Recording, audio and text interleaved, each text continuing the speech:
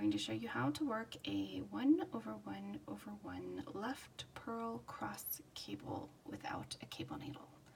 So to begin, I'm going to slip 3 stitches together to the right needle as if to purl through the back loop. So I'm going to insert my right needle from left to right into the back loops of these 3 stitches. Hopefully you can see what I'm doing there. And slip all 3 together to the right needle. Then I'm going to slip 1 stitch back to the left needle, again through the back loop. So I'm going to insert my left needle from right to left into that stitch and slip it, and then we're going to slip the next 2 stitches together to the left needle.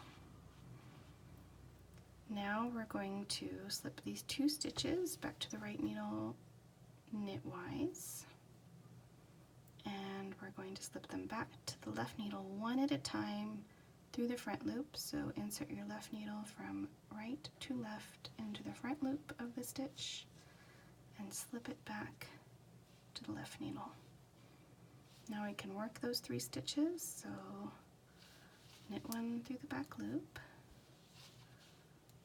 purl 1,